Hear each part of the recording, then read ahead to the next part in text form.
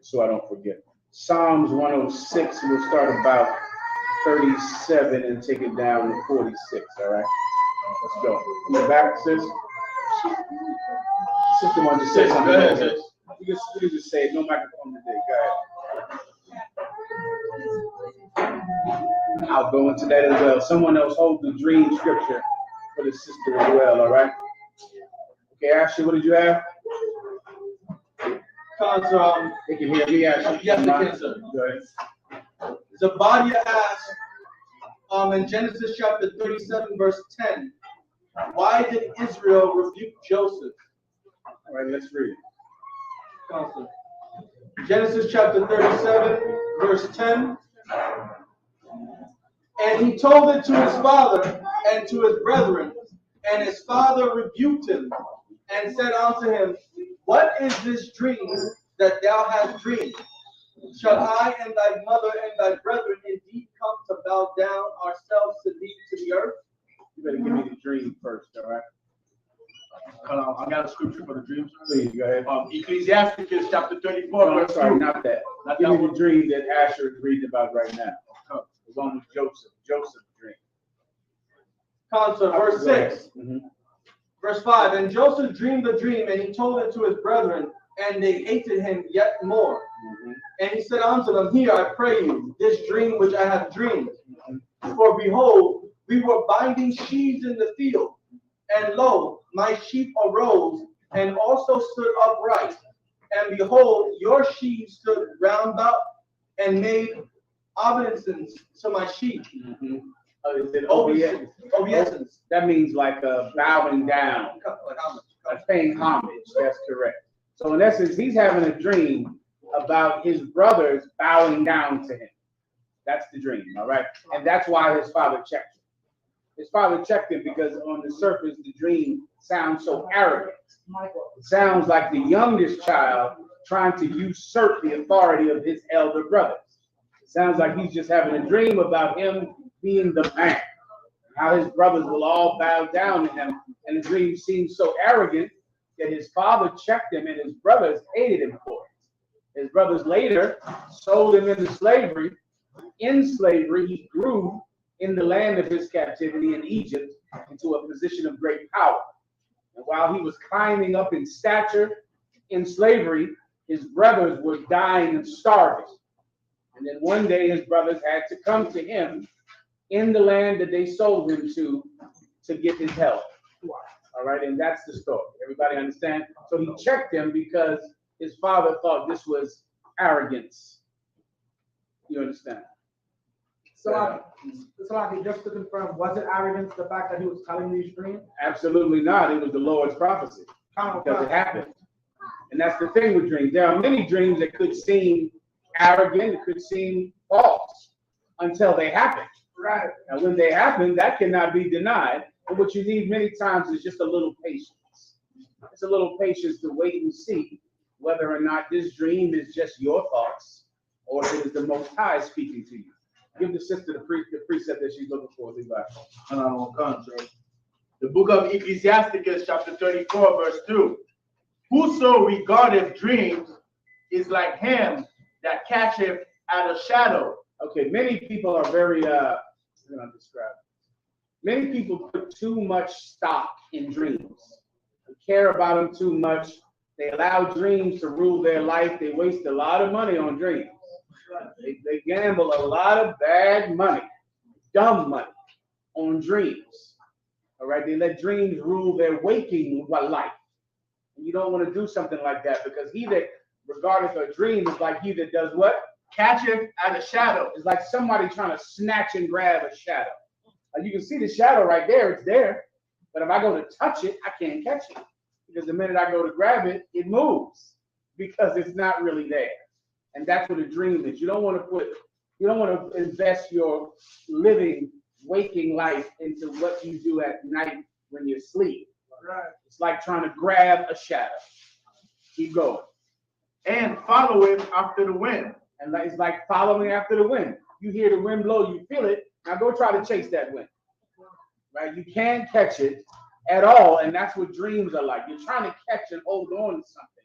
and make it tangible, make it real and here when it's not here. It's not here. Everybody understand? Hold your point 1 second, young brother.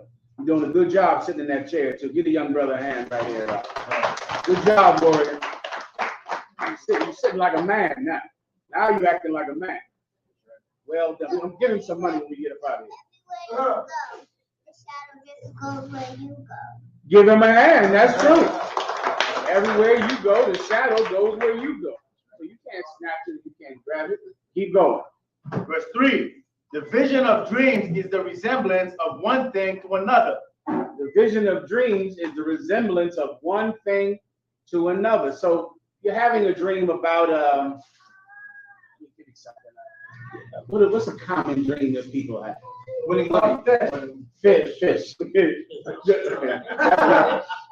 is nothing. Fish is from black people and their superstitions. But there are many dreams that represent things in your life, right? You might be having a dream about a person, but it's not really about that person.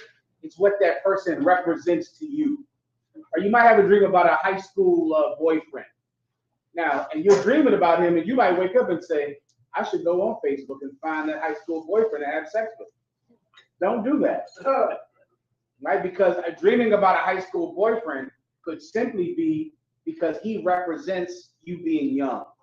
He represents a time in your life when things might have been less complicated. He represents a happier time, a time with less responsibilities, right? It's not about the man in the dream. It's about what he represents to you. You might have a dream about a woman. You might think, I should go search this woman down and haunt her all over social media. When really it's not about the woman, it's about something that she represents, that time in your life, something that happened to you when you knew her. It's one thing that represents another thing.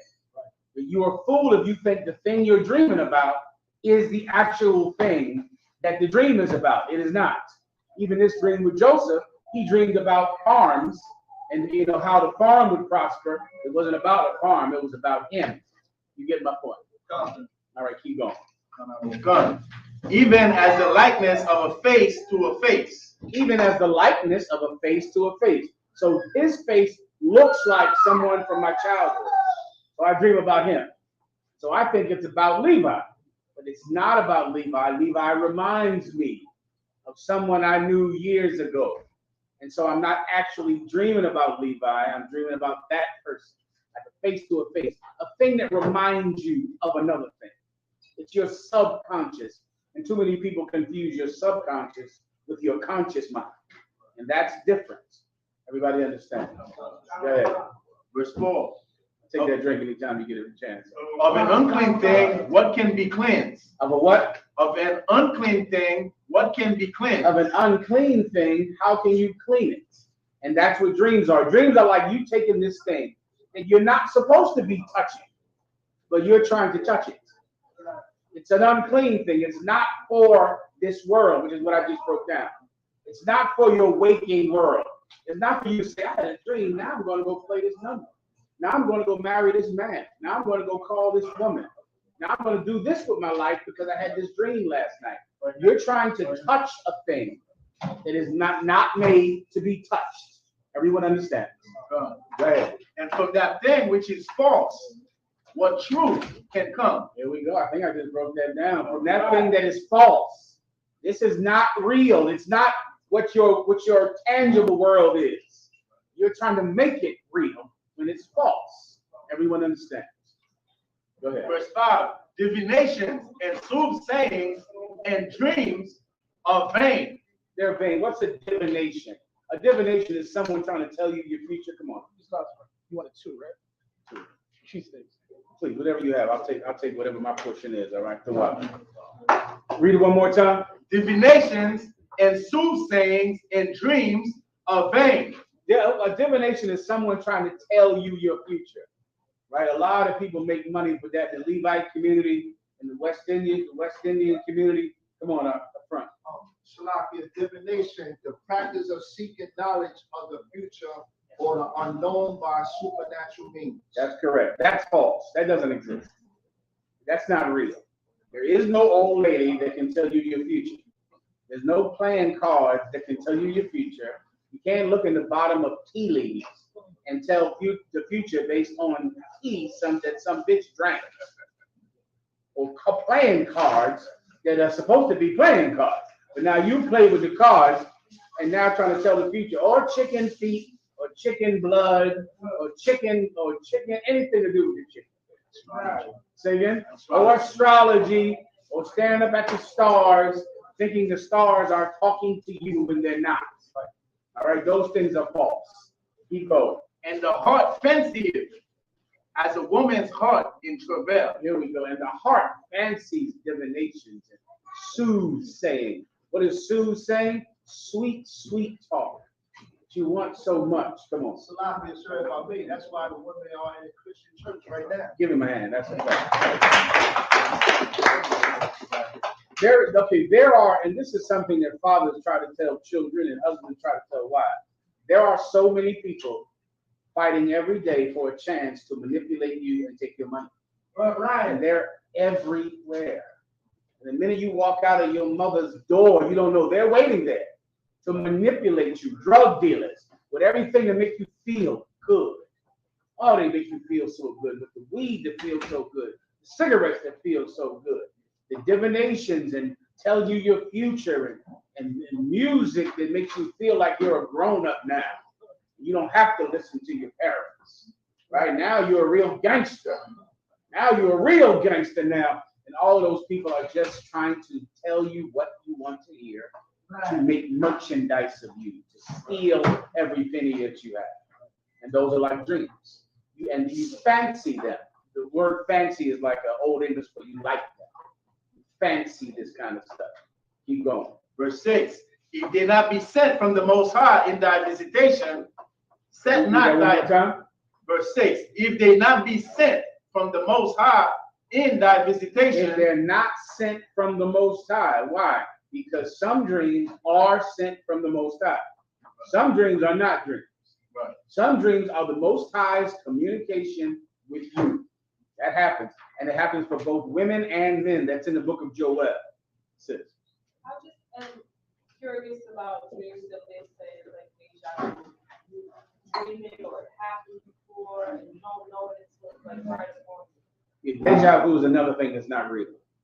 You just look that up. That's not real. Deja vu in actuality is you remembering something. That feeling like you've been here before is because you have seen something that reminds you of this. So you walk into a room and you go, wait, it feels like I've been here before, but I've never been here before.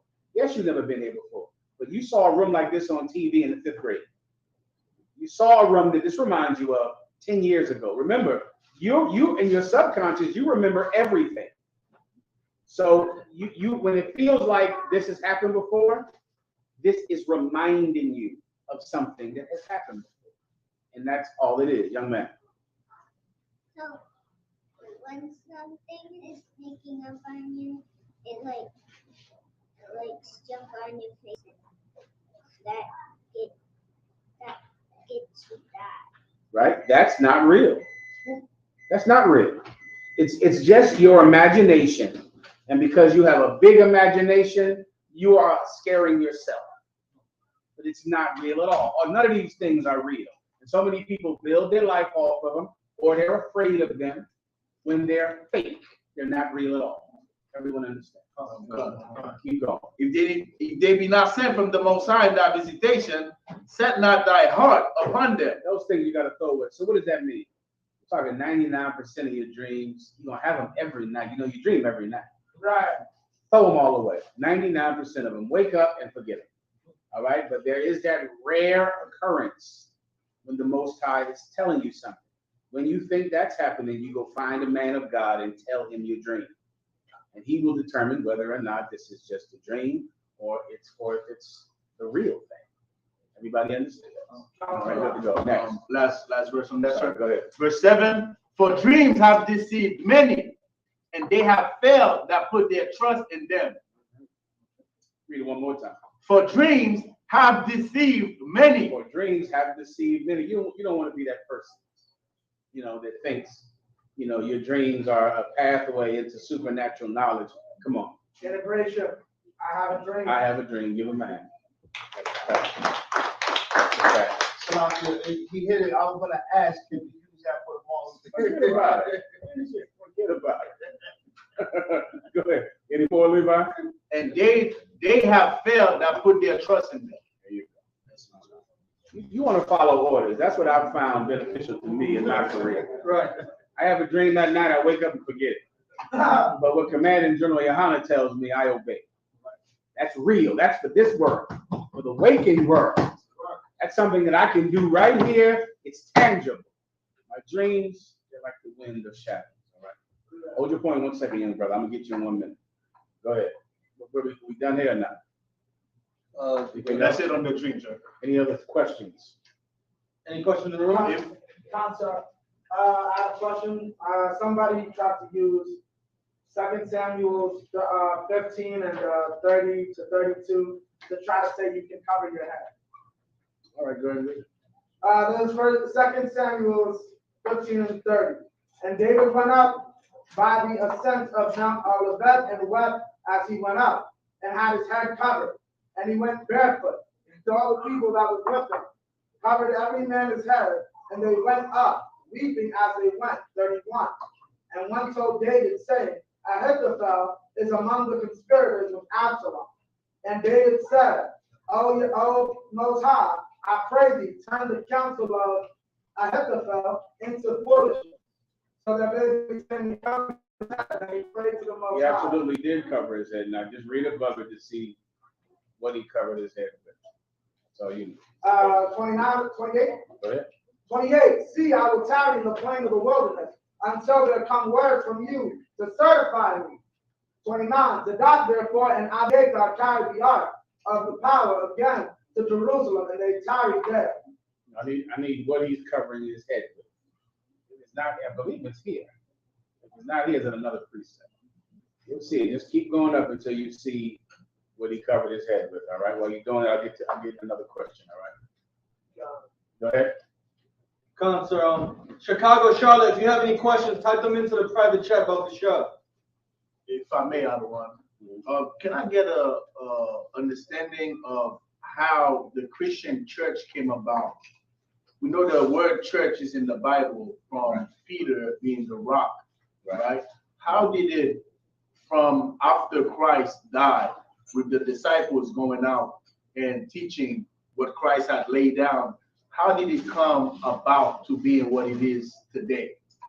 That's a long history. I remember doing a DVD on this. It had to be 100 years ago, right? There's a long history of the Christian church, right? It's a good idea for one of you capable officers to do another history of the Christian church. Go through the entire the Protestants and Catholics and the different branches. I'll try to summarize it up for you quickly. Let me wrap up with a Baji right here. Baji, this is what you need. You need to look. They covered their head with ashes in mourning. Their heads were covered with ashes. Right. Not with hats or yarmulkes or kufis, right? They're in mourning. It was Israelite custom to go into the ground after you burn the fire and to throw ashes and dirt on your head. And that's what David did and all the people, because it was to signify sadness. So they would literally get on the ground and just throw dirt all on their head. Come on. So like I didn't what's called I knew it had to do with humility, because that's what really explains what's called that. The I was gonna say ashes, but just look up this. Look up, cover thy head with ashes. Right. And you're gonna see it, and that's what this is. So if the fake Israelites want to cover their head with ashes, they should. They should be in total sadness. They're not in the UPK. Right. They should be sad day and night. If I wasn't in the UPK, I would be extremely sad. So if they want to cover their head with ashes, Lord be with them, all right? And if I may, I have a question specifically about 31. I looked up the word in the Hebrew for pray. It's not pray, it's to advise or counsel. But I wanted to understand how you probably do that with the Most High. To get the Lord's counsel? No, well, basically it's saying, David said to the Most High, I pray thee. But technically it's I counsel. That's a different type of pray thee. That's asking for something. God. Right? I pray thee, give me a cup of water. Right. It's like asking for a cup of water. So it's virtually the same thing as it's praying today. It's making a request, asking for something. But if you're asking for his counsel, for him to tell you what to do, Right. his direction. And at this time, they were at a terrible time, and they needed his plan. Right. They needed his direction on how to go forward. Right. And that's why they were throwing ashes on their head, because it was a terrible time. You understand, right? Where we at here? Council, I just want to make you aware that Chicago and Charlotte are both joining us today. Give Chicago a hand. Chicago, give Charlotte, North Carolina a hand. Well done out there, well done down there, all right? I'll take the next question. Any questions in the room? Any questions online? Sisters, any questions? Any questions online? Council. Charlotte, can you please ask me the question again? The question I have lined up for you, sir, next is, this is from a sister. She wants a breakdown of first. Damn, I'm not following. Your question, right, about Christianity, right? Okay. Let me wrap this up for you as fast as I can, all right? The history of the Christian church, I'll sum it up, right? You got Christ, come on. If I may, sir, starting from what the disciples had laid out. Okay, so now you got the book of Acts. You want to start the book of Acts.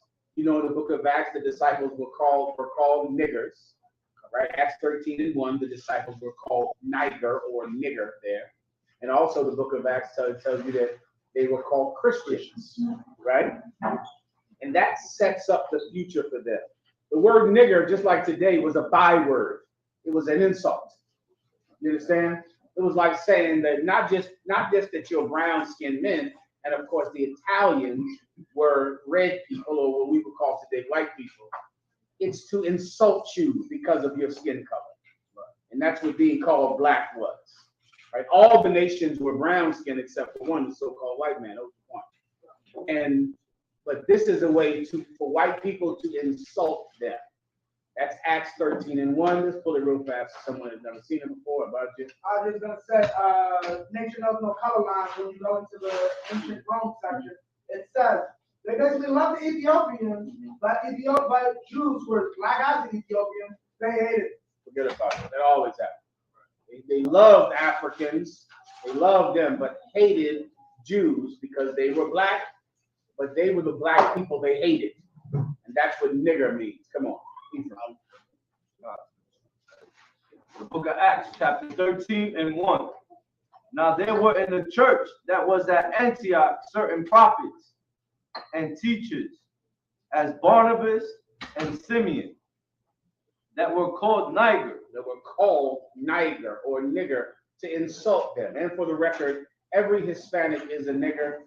They all say nigger. Some of them out here today, they're not sure if they should say it. You absolutely should say it. All right, if you're Hispanic, you're supposed to be saying it. Really, Judites, if Hispanics and North American Indians don't say nigger, to a Judite, it says you're not one of us. Right. You get my point? You have to say it to indicate that we're all niggers. Right. You get my point? We're all the same, and that's that. Well, they were called niggers because they were being insulted by the Romans at that time. And they were also called Christians. Pull that scripture as well. Come on, They were called Christians. Go This ahead. is the book of Acts, chapter 11, verse 26. And when he had found him, he brought him up to Antioch. And it came to pass that a whole year they assembled themselves with the church. And give me where James was killed. That's the last one I need to book of Acts. James was killed. You know that? And taught much people. That's good right there. I think, do I need more? And the disciples were called Christians. And the disciples were called Christians. So now they're hated and insulted by the Romans, right?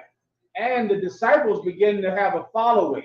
They begin to, start to teach some big classes down there. And so then they're hated, but they're growing. You get the point. So because they're growing and they're hated, they begin to suffer great persecution because they were so different than the other religious sects of that time, mainly because they did not believe in having more than one God. They believed in Shema Yasha Allah Alahaya Nawa Yahweh Akkad, which means, hear, O Israel, our Lord is one. That credo, that thinking, made them enemies to everyone in Rome. Because in every religion in Rome, they got together because they all accepted each other's gods. Your God is Zeus, my God is Apollo. We're together, there's no big deal. We're fine. You have your God, I have mine. Both of our gods are real. But the Israelites believed that there was only one God, and there was no God but him, and that made them instant enemies with the pantheon of gods that were worshipped in Rome, which made them enemies with the followers of those religions. Now, I'll give you when James was killed. So now, the disciples are keeping the tradition from Moses of having one God and no one else is. The so-called Jews have already given, not so-called Jews, but the actual Jews have already given up to Roman persecution, right? They gave up to it in 70 AD. It's done by them. They compromised. They were willing to compromise, willing to give in, but the disciples of Christ were not. And that made them, of course, suffer great, terrible persecution. Maybe when James was killed. The book of Acts, chapter 12, verse 1. Now, about that time, Herod the king. This is a terrible bastard that really brought down a lot of persecution on the disciples of Christ who were being called Christians at that time. Herod, keep going. Stretched forth his hands to vex certain of the church. He began to make laws, make rules to punish certain churches, right? What are churches? You know what that is, correct, right? Churches are congregations of Israelites. That's in the Bible. So he began to afflict them. So imagine he gets to school in New York and makes some rules. Philadelphia, there are so many rules in Philadelphia are made for us. Specific rules where they change the landscape of the city and put bike racks and plants and stone objects everywhere we go to speak. Everywhere we went to speak, before you know it, there's a giant stone object here where we stand. Right. They're all over the city, and it changed the landscape of the city. The city just on purpose trying to make sure that we cannot speak out on the street. Forget about it down here in Times Square. I think Juliana had to battle 11 years to be able to speak out there in New York on Times Square. Come on. And we're going to be there August 27th. And we're going to be there August 27th.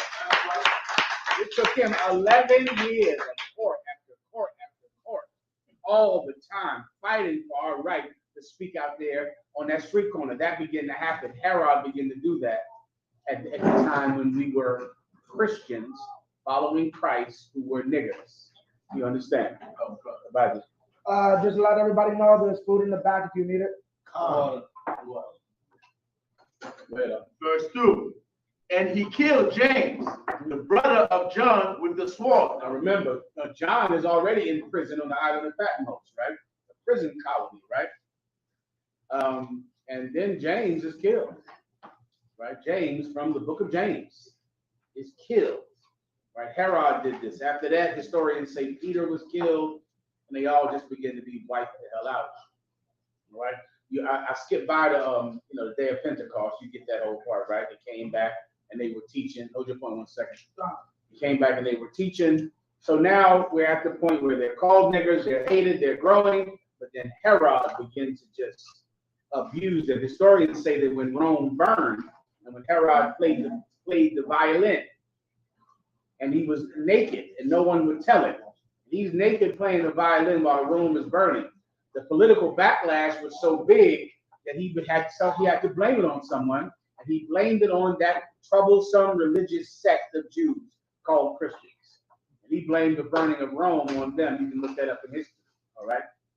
Well, then the persecution got heavy after Rome burned. Everybody blamed it on the brothers in the school. Come on. You said that was Nero, sir? Nero, that's what I'm speaking about. This is Herod, that's Nero, right? It got ridiculous. You understand? They went underground. They began to now, instead of having the learning in synagogues, they began to have to go and have class in the catacombs. Right. Hide underground and have class in secret, much like brothers did in the time of slavery. When they would tie headbands like the ones you have on, Levi, around their head and go have a class in a cave by torchlight. That happened during slavery right here in America. All right, it happened in Rome. They would go into some cave, some dugout on the ground for dead bodies and get in there, brother, and have a class.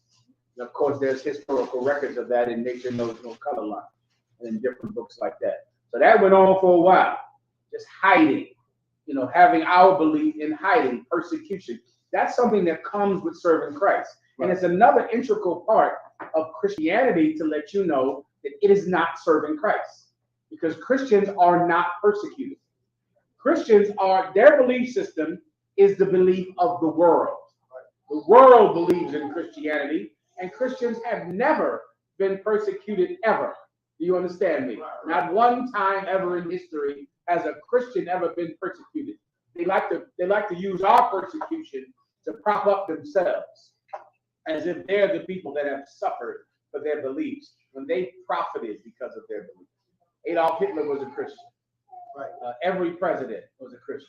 Right. Idi Amin, Christian. There is no, every African potentate and leader who was big bad, Africa was a Christian. Right. They were all Christian or Muslims, if you want to throw them in the later ones. They were Muslims. But we suffered for what we believed in back then, and we suffer today. To this day, we have to be persecuted for not eating pork. Well, you got every Muslim not eating pork, and Jewish people that don't eat pork or shrimp. We gotta be persecuted for not celebrating Christmas. And no Jewish person or Muslim celebrates Christmas. But we have to be crazy for doing something that everybody else does. See, I remember being in court, and this bastard tried to say, but what about your women? You don't let your women teach. Oh, man, listen, when I was young in the school, that was a gigantic thing. I don't hear it much anymore. But it was gigantic that women couldn't be priests. And the lawyer, this lawyer was a good lawyer, didn't know how to pay for it. The lawyer said, oh, well, have you ever heard of nuns? Have you heard of nuns before? Are nuns allowed to teach? He pulled up every religion and how none of them let their women teach. Right. Not one. Muslim women aren't allowed to teach. Right. Jewish women are not allowed to be rabbis. Right. None of them. And you should have saw the face of the cat. He couldn't even believe it because he never considered that they're thinking we're crazy when none of them allow their women to be priests. None of them. Jews, Muslims, or the Catholics. None of them. But they thought we were crazy because we don't let women teach. No one does. Right. What makes us so crazy? Because really it's because we're niggers. Right. It's not about what we believe. It's not about the pork or the shrimp or the women. It's because we're niggers. Right. You understand? Let me move on for time's sake. Keep going. So, sorry. So that went on. So boom, this man named Constantine, as Rome began to splinter and fall and, just become a shell of itself. Imagine civil war. You know how everyone threatened civil war in America? Imagine it happening. Texas breaks off from Washington, D.C., and California breaks off. That happened in Rome. But the whole place the empire began to splinter in the civil wars. And different warlords began to rule great portions of Rome. One man was named Constantine, who was a black man, who rose up, and now his family was ruling I believe the western part, but I can't remember. It could be the western part of the Roman Empire, right? It could be. Look it up, it might be the eastern part. So come on. Constantine ruled the eastern part, which is why today it's called westernization. Constantine ruled the eastern part of Rome. He went out and he fought many wars with all of the factions that were fighting for control of Rome, right? In one of those wars, he was outnumbered, and the myth is that he looked up in the sky and he saw a cross in the sky, and he was inspired by it. Now, this cross is not the cross you think of today. It's the symbol for the Catholic Church today. It looks like a P with a cross on it, right? It's the symbol for the Catholic Church right now. He said he saw that in the sky. He saw the symbol. He told all of his soldiers to write it on their shields, to go paint it fast on their shields. He painted it on his shield. He won the war. And after he won the war, then because of that, he wanted to follow this Jesus, because he believed that was a sign from Jesus. Now, Constantine was a sun worshiper. So Constantine continued to worship the sun, but he was willing to compromise with the Christians who were in hiding. If they could come out of hiding, they could worship in public. They could keep their practices and their culture, as long as they would also accept worshiping the sun. This was after a great many years of persecution, and our brothers compromised. They made the compromise to come out of the caves. So they said, fine. Sunday is now the Sabbath.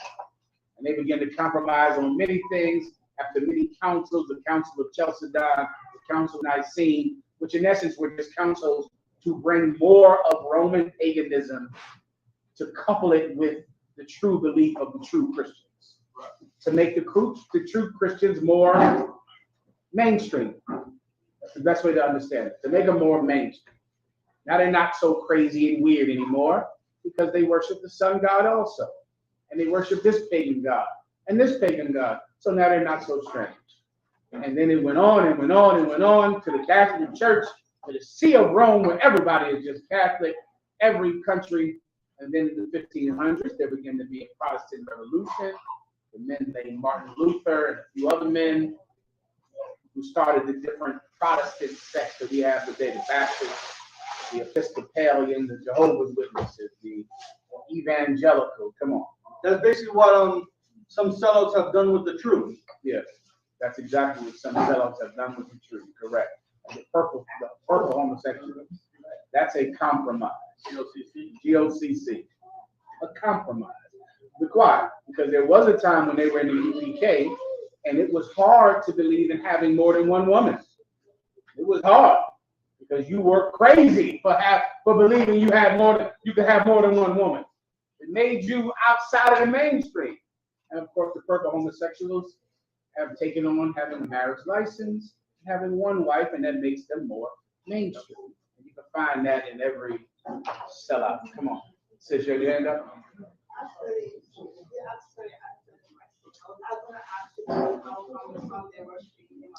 That's where, because Constantine worshipped the sun god, but he wanted to compromise with the Christians because he believed that their God helped him win the battle.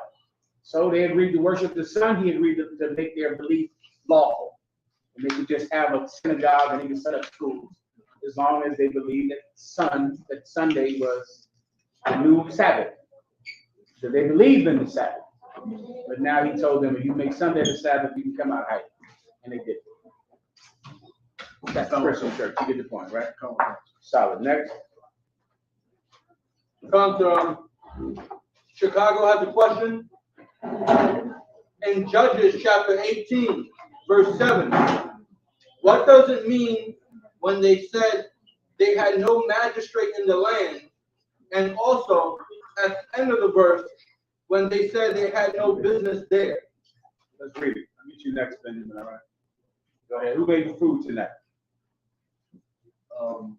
Two sisters. You got Mike Rod's rib. Mike Rod's rib. Come on. Give her a hand. Who else? My rib. Give her a hand. Go ahead, sis. Who else? Come on, Nakara. That's it. Well done. Who else? I didn't see anybody? The sister right up front. What's her name? What's your name, sir? This is Mike Rod's rib. Mike, get the water. I appreciate it. I'm signing place. A lot of all your hard work, all right? All right, where we at now? You up? What that question? Concert. This from Chicago. Judges 18 and 7. Then the 5 men departed and came to Laish and saw the people that were therein. I might need some context for this. What's happening around here? If you know, let me know. We keep reading, sir? First, look above it and give me some context. Just a little bit. Read one verse above it. That might do it. See me one more time, please. Concert.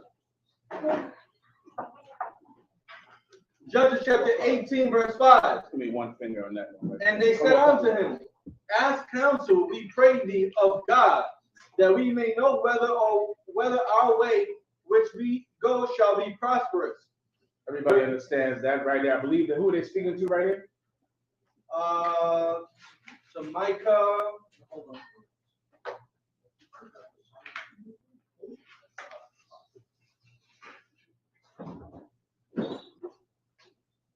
We're speaking about the Danites, the family. If you don't know who it's speaking to, just whoever they're speaking to, they're asking him to ask the Most High what they shall do. That's simple enough to understand right there, right? Keep going. Verse 6. And the priest said unto them, go in peace, before the Lord is your way wherein ye go. Verse 7. Then the 5 men departed and came to Laish. and saw the people that were therein, how they dwelt careless, after the manner of the Zidonians. He doesn't need me to break that down, right? No, not yet, sir. Quiet and secure, and there was no magistrate in the land. That's the first part. I'll get you. Keep going. That might put them to shame in anything. I'll explain. Just read one more time. And there was no magistrate in the land. Read before that. Yes, sir. Up to the Zidonians. Look up the Zidonians, please. Come, sir. Then the 5 men departed and came to Laish and saw the people that were therein, how they dwelt careless, after the manner of the Zidonians. Someone look up Zidonians and give me a definition, please.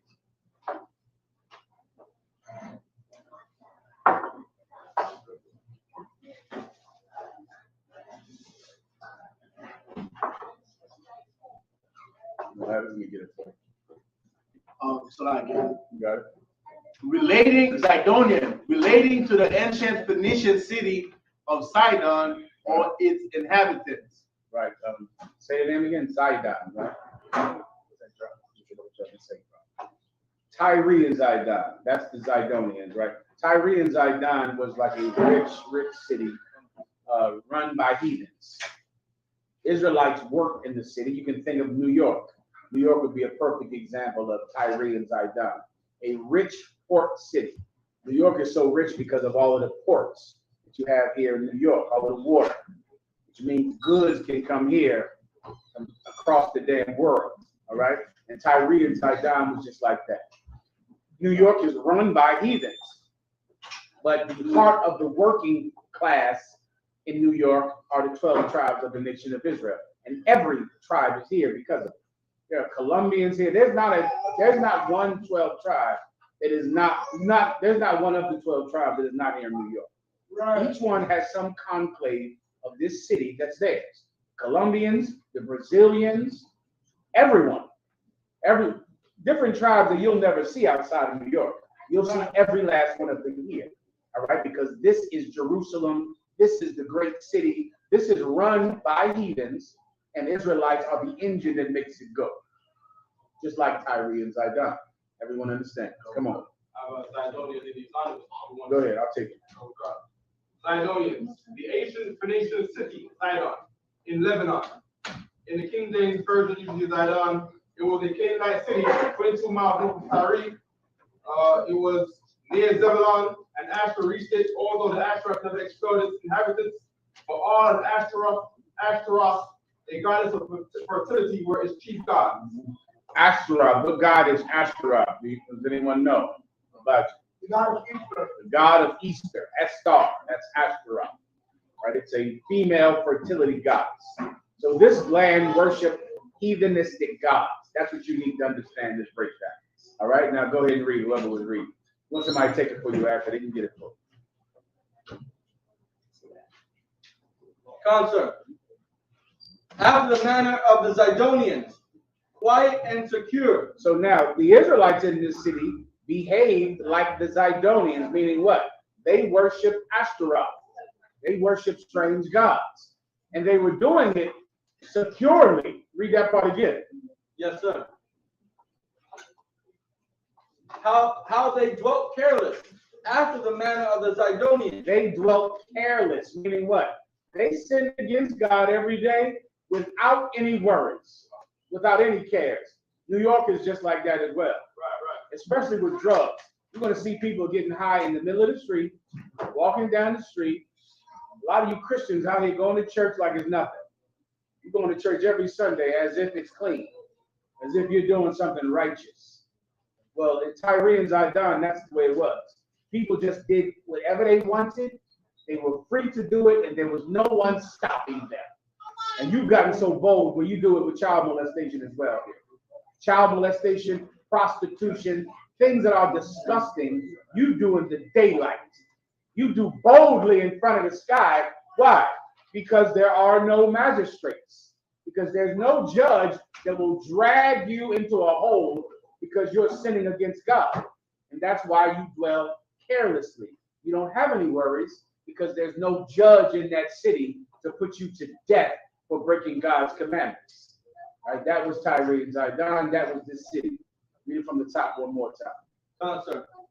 Then the 5 men departed and came to Laish, and saw the people that were therein, how they dwelt careless, after the manner of the Zidonians, quiet and secure. Quiet and secure.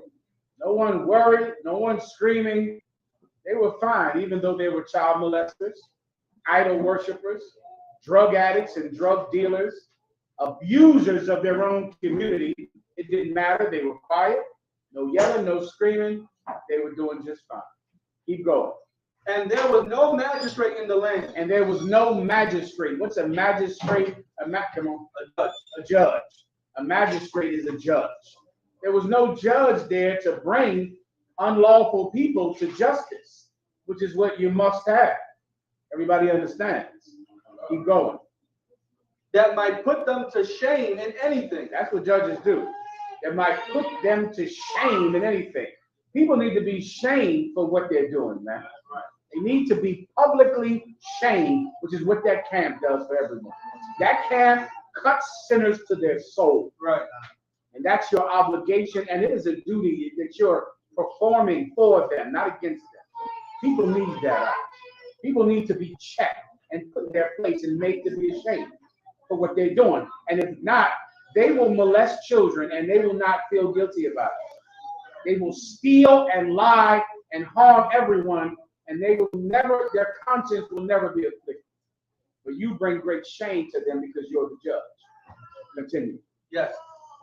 And they were far from the Zidonians, and had no business with any man. Meaning they weren't in Tyre and Zidon, but they behaved themselves as if they were the Zidonians, worshiping the same gods as they do in Tyre and Zidon, even though they're not in Tyre and Zidon. I'll give you another example of that. Is Crips and Bloods. Crips and Bloods are from the West Coast side. When I was a kid, that was so far away. It was like something over there. How in the hell is New York full of Crips and Bloods when you're so far from all of the neighborhoods? And it's so weird when I hear young brothers say a neighborhood in the West Coast. You know, like he loves this neighborhood when that is a filthy tradition of being lost and destroyed and being fatherless. Gang culture is the culture of having no daddy. And that's that. If you don't have a father, then someone will have to perform that office for you. Someone will have to be your daddy. And now they become your daddy, some filthy culture of hating other black people, hating other Hispanics. Well, it's right here in Harlem, even though you're so far from it. Everyone understands. And then I can go on and on about Islam. What in the hell are you doing being Muslim here on Malcolm X Avenue up here? You a Muslim? You a Muslim from Mecca, from Saudi Arabia. How? Like, how did you even get into this? Go ahead. Speaking Arabic, dressing Arabic, with the red beard and the whole thing. That's a Saudi Arabian custom. The way they dress is what you need to dress if you live in the desert. Like, it's perfect for the desert. And some of you wear the scarf. Right. You see the scarf? That scarf is for sandstorms. That's the point. It's so you can wrap it so the sandstorm doesn't get in your mouth and in your teeth. And you have a sandstorm scarf on. Well, you don't have sandstorm. Listen, I can't go on. The point is, this is you. You're nowhere near this thing, but you worship it, and you got no reason to even worship it because you didn't even grow up where this sin was rooted and took place. Right. Keep going. Constant. Verse 8. And they came unto their brethren to Zorah and Eshtaol, and their brethren said unto them. That is question. Was it more? That was his question. Done. All right. Next. I have one question from Charlotte, sir. Go ahead. Charlotte, in Romans chapter 4, verses 1 through 8, the brother would like to know what is the work in those verses. Okay, go ahead and read. Also, see if I can get this video from Captain LaFon of one of Adaria Allah's lovely ribs. A video I've been trying to play for 6 weeks. See if someone can contact LaFon. LaFon might have it or Hadar Ya'ala might have it, all right?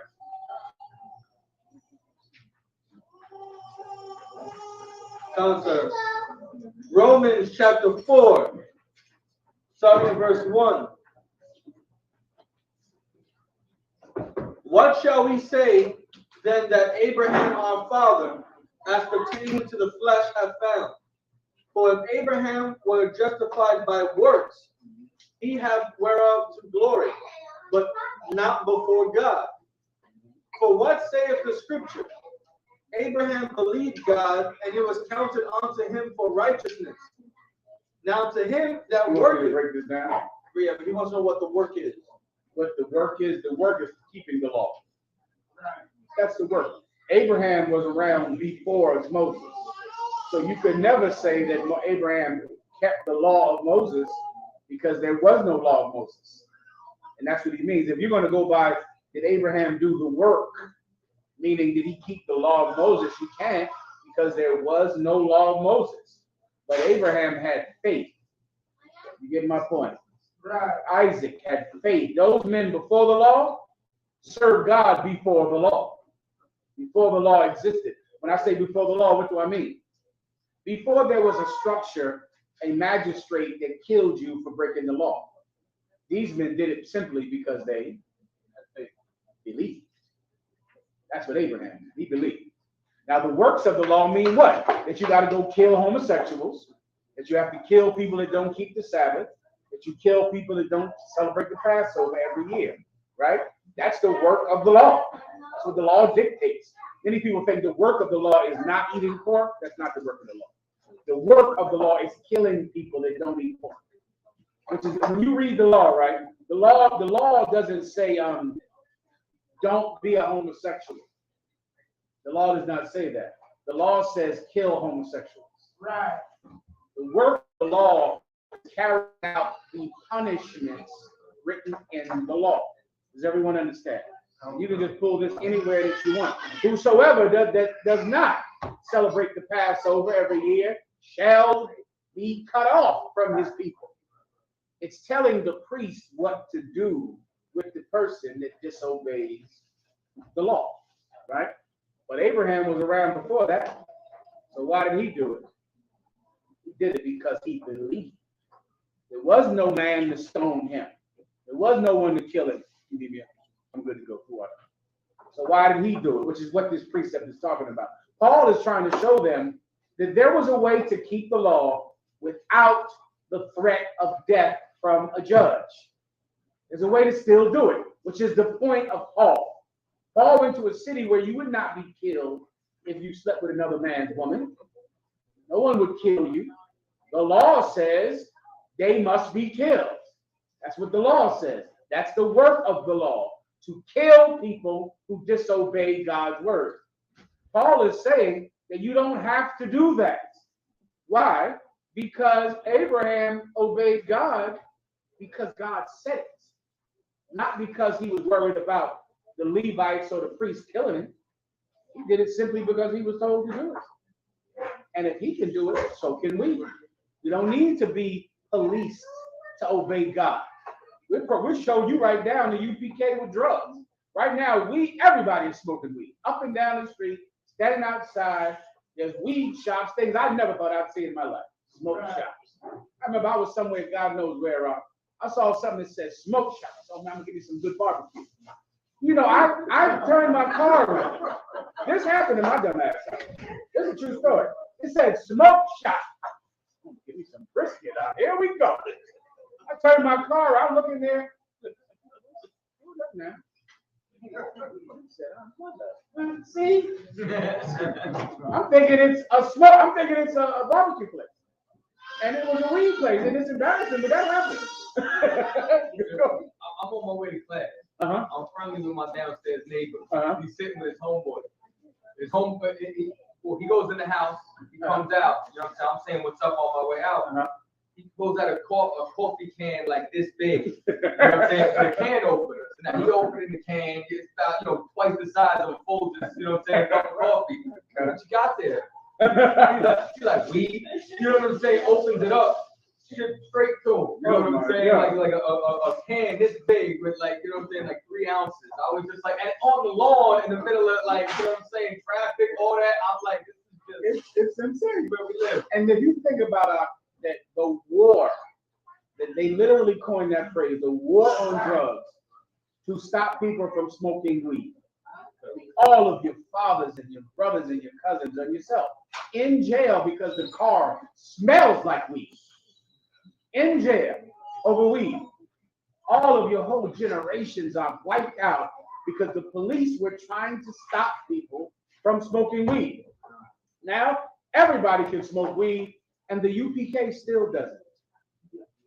And we're not worried about going to jail. We're not worried about getting arrested, and we never were. All through the drug war, we weren't getting high.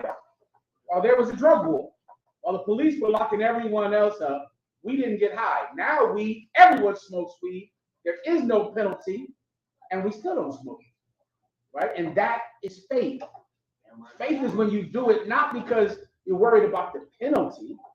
You do it because it's right. You don't do it because it's wrong. That's what Abraham did, and that's what this precept is about. I'll read it one more time. Go ahead. I'll give you a second if you need. So, you wanted the apology video? I do. I got that. The water. Hold that for the end of class. Now give me keep reading so I can answer this brother's question. Answer. Now to him that worketh is the reward, not reckoned of grace, but of debt. Not reckoned of grace, but of debt. Read it one more time. Now to him that worketh is the reward, not reckoned of grace, but of debt. Not reckoned of grace, but of debt, meaning what? Come on. We're in Romans chapter 4, verse 4. Keep going. Yes, sir. Verse 5. Oh, let me read that part again so I can. Yes, sir. Verse 4. Now to him that worketh. What does worketh mean? Worketh is someone who is doing the works of the law because it's a law, right? Like not smoking weed simply because it's illegal. Well, when they make weed legal, you are going to smoke it all because now it's legal. Homosexuality. There were a lot of people that were fighting their urges for homosexuality for a while. They called them closeted homosexuals, where they had these urges, but they didn't act on it because they were worried about the repercussions. Oh, that's over. Right. Now you're going to do better in your career if you're gay. You brothers out here that rap, you better start being gay.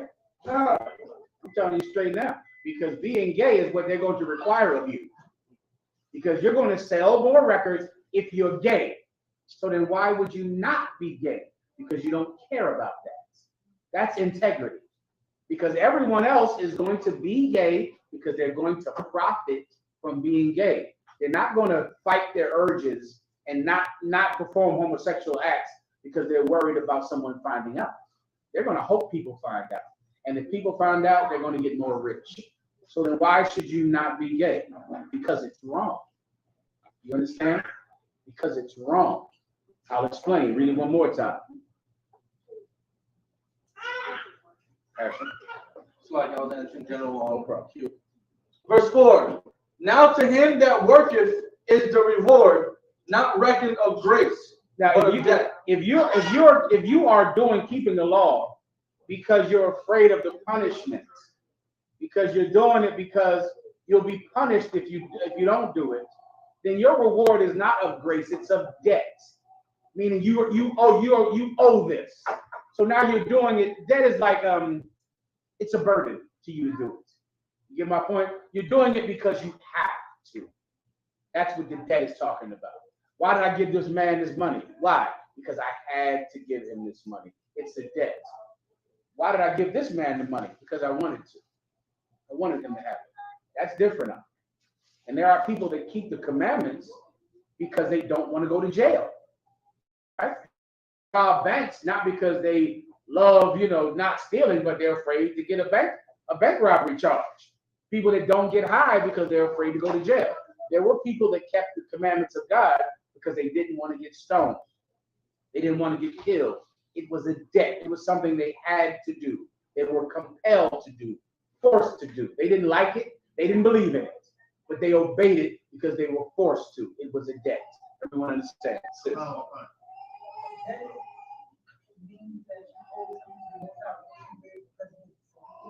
No, a debt is something you have to do. You get my point? Like you don't have a choice. You have to do it. It's a debt. You have, like if you owe traffic tickets, you got to give them the money, right? You rent. You got rent on the place. You have to give them the money. It's a debt.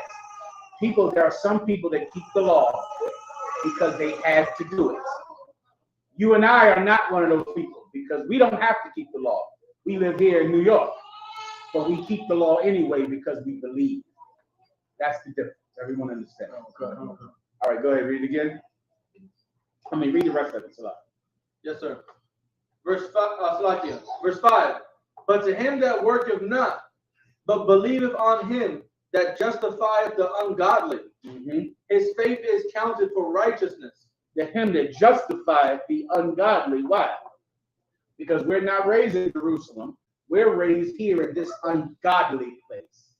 This place that doesn't have people that will stone you for not keeping the law. This place is ungodly, and yet we obey God. Yet we obey him nonetheless. That's faith. Faith. You're doing it sincerely because you believe it, not because you're forced to. Everybody understands? Come on. Right, so what's that part where it says, to him that worketh not? To him that work, read that part one more time to remind me. But to him that worketh not, but believeth on him that justifieth the ungodly. To him that worketh not is the person who is not killing homosexuals, because that's the work of the law. Okay, it comes from Christians making you think in your mind that the Bible says don't be a homosexual. The Bible says don't do this. That's the 10 Commandments. All of the rest of the law of Moses is telling a man who to kill. That's the whole thing. You should do this to him if he does that. Do this to him if he does that. Do this to him if he does that. All right? But we are not going to kill homosexuals. We're not going to kill liars. We're not going to kill people that worship other gods. But we will never worship another god. We will never be homosexuals. You get my point? Even though we're not doing the works of the law, meaning killing the people who break the law, we're not going to do that, but we are going to keep the law. Done. And there's 1,000 precepts for this. The law unto themselves is what you need for this as well. All right? Them without the law do by nature that which is contained in the law. So we're outside of the law, meaning we're not killing homosexuals. We're not doing that. We're outside the law, but we're never going to be homosexuals. We're not going to do it because it's wrong, not because we're afraid of the repercussions. Everybody understands. You need more with this or not? Any more? Come on. Just more verse. Go ahead. I always know that the scripture is related to like Cornelius. I was telling him, like, even though you may be following what we've been saying, you've been obeying, your Roman legion and whatnot, right? Mm-hmm. You still got you got faith according to what you know. You know what I mean? But you ain't know no better.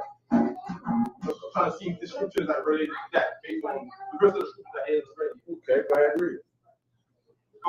But to him that worketh not, but believe on him that justifies the ungodly, his faith is counted for righteousness.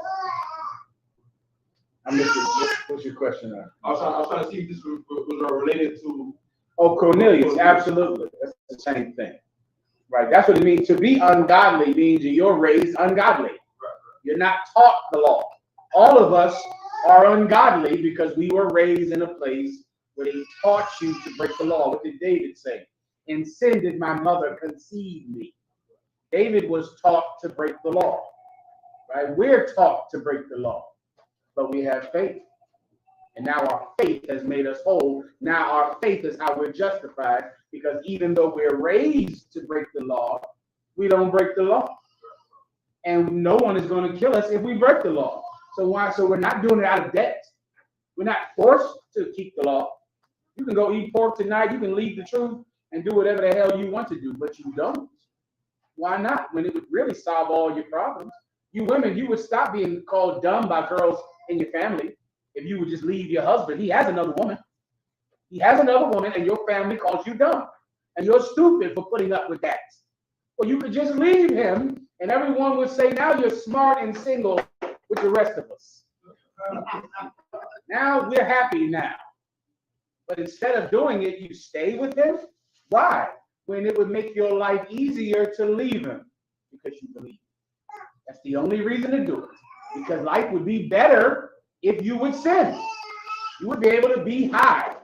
I don't know if you brothers are poor, but when you're poor and high, it's like you're not even poor. It's really like you don't even know you're poor. You can sleep on somebody's couch out, and it's not even like you're homeless. Which is crazy to me now to think, because I imagine if I had to sleep on somebody's couch, I'd be like, listen, I got to get myself together. I got to get out there and get it on now. But imagine you in the world and you sleeping on somebody's couch out. You are not even homeless in your mind.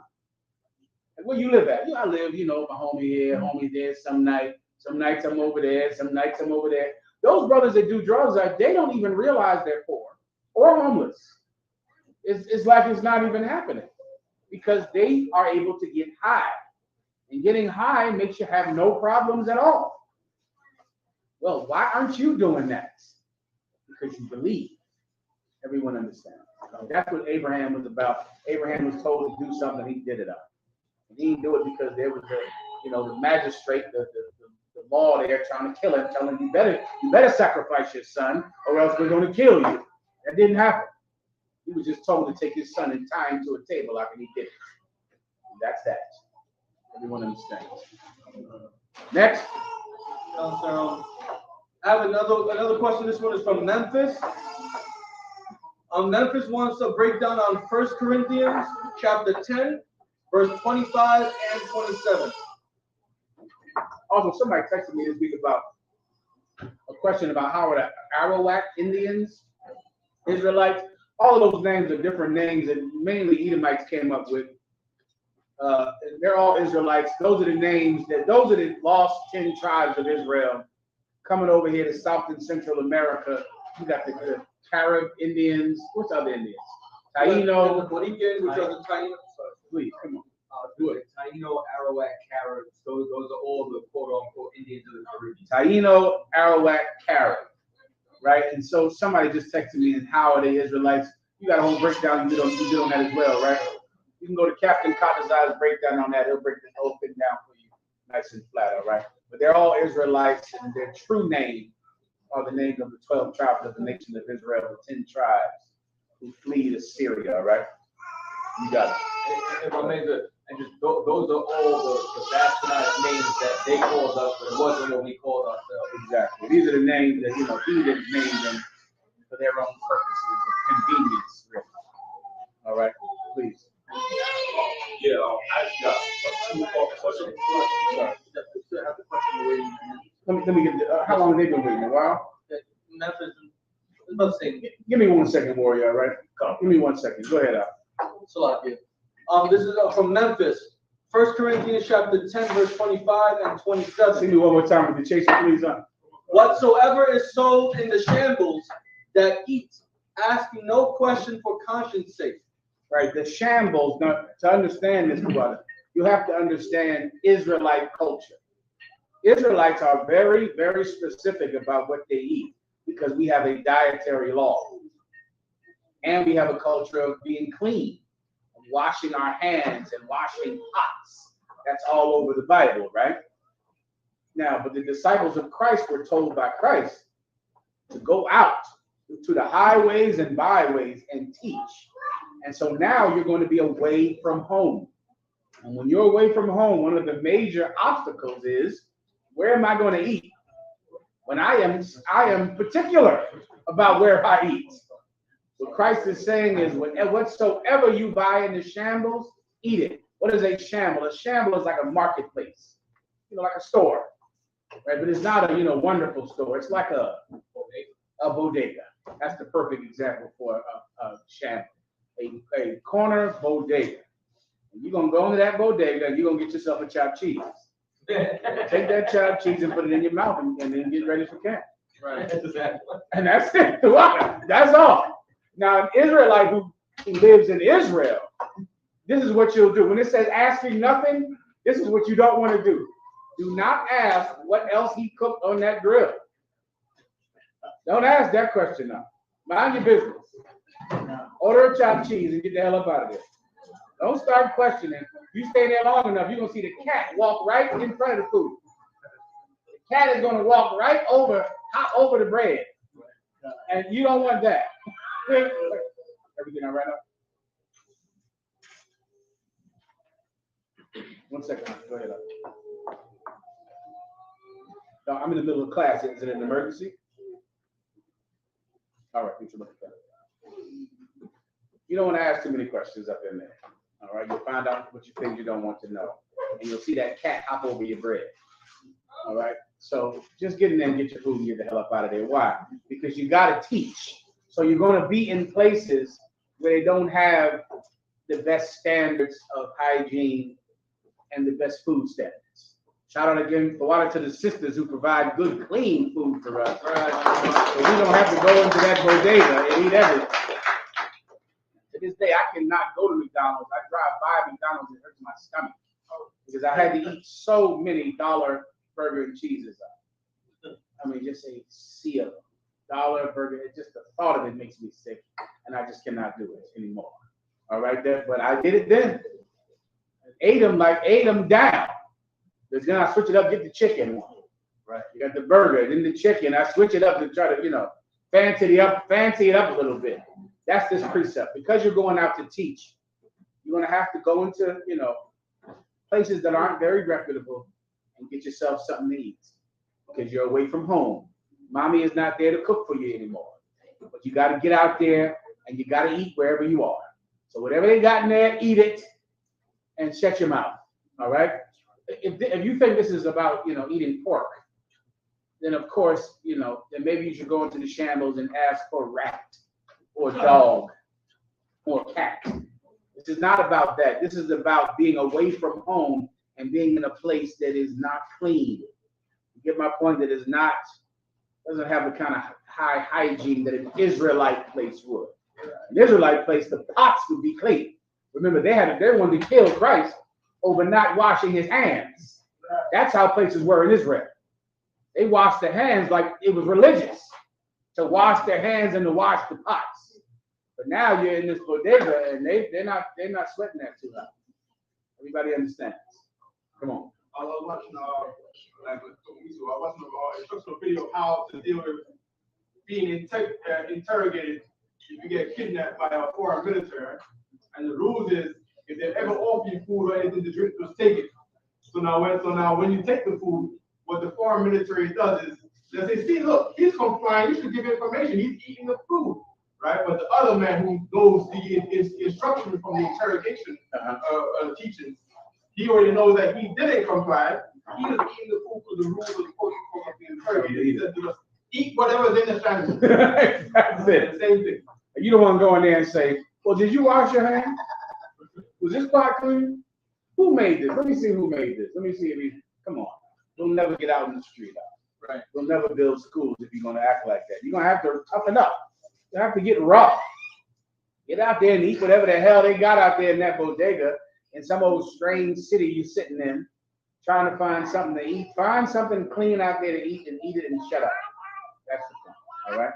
In the back. So I just want to confirm, could you use this for like in your daily life with groceries? Like, because I've heard like grocery stores, the back in their meat section be just like that. Like have a rat and a piece of chicken, and then the supervisor tell you to throw out the rat and put it back on the shelf.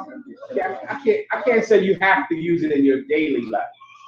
But in your daily life, you can get whatever you can get to eat to your satisfaction, right? But there's a time when we're at war. Right. We're out on a mission. We got to get something to eat. We can't, we might not have candles. You get my point, a tablecloth. You're going to have to just find something to eat and eat it because it fills your stomach for a few minutes.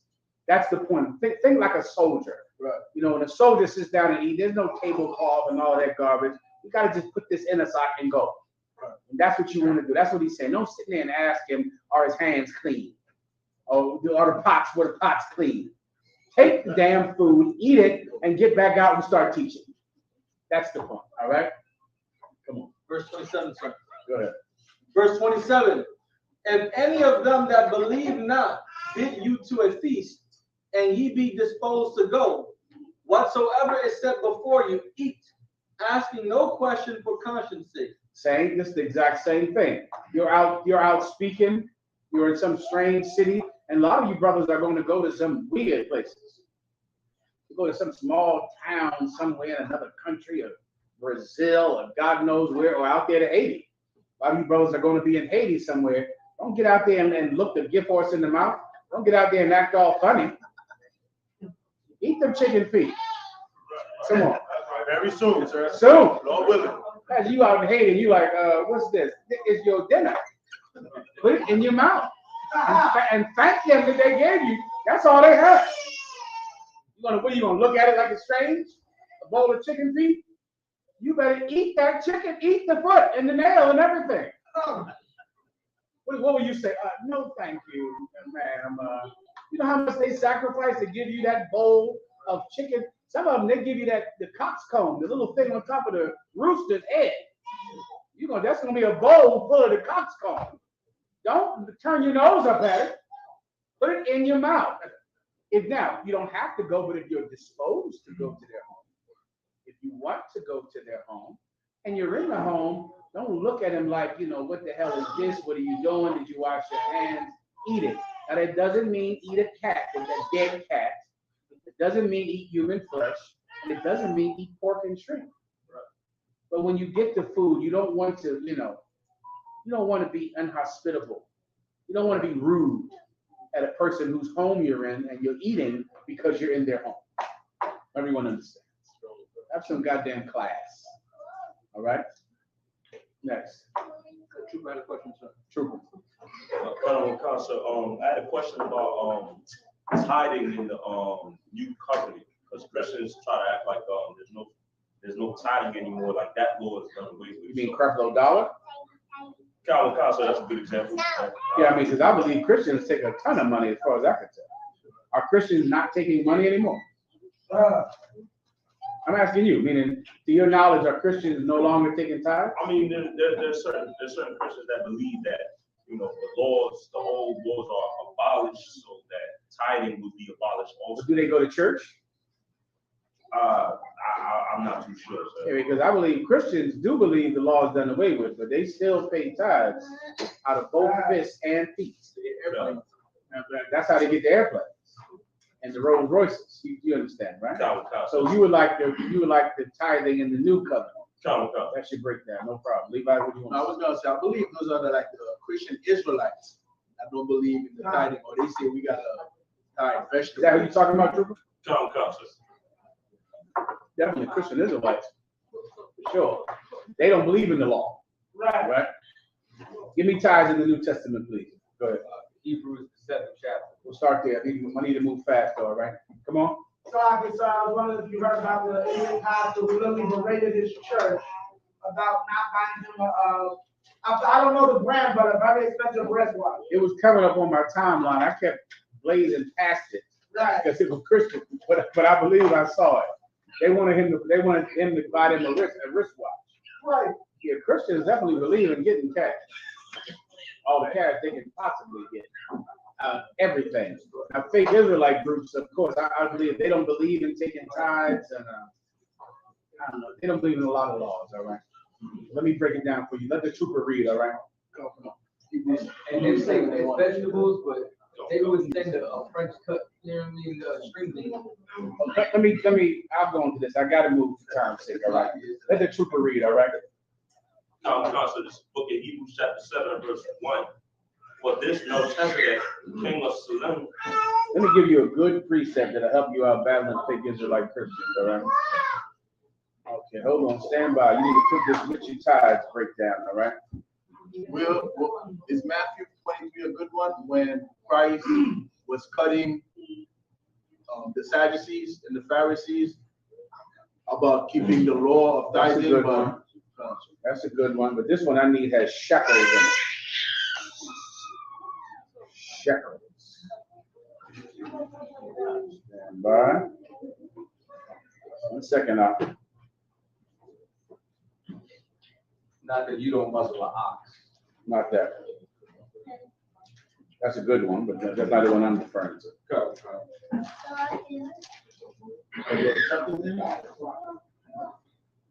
Ooh, this is a good one. Hold on. That ain't it either. Ooh, this is a good one. Okay, give me 1 second, so I can find this, all right, Asher? If I may, sir. Everyone can give a round of applause for the New York cookout, August 26th, 27th, 28th. All right. We're going to be in Marcus Garvey Court on the 28th at 12 p.m. We're going to be having camp in Times Square on the 27th from 11 to 5. And Commander General Yohana will be speaking and giving the solution to gun violence in New York City at 3 o'clock. Outstanding. Good man.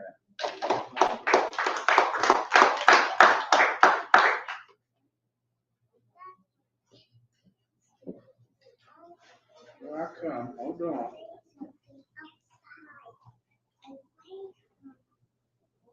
I think it's Exodus, right? I think it's Ezekiel 38.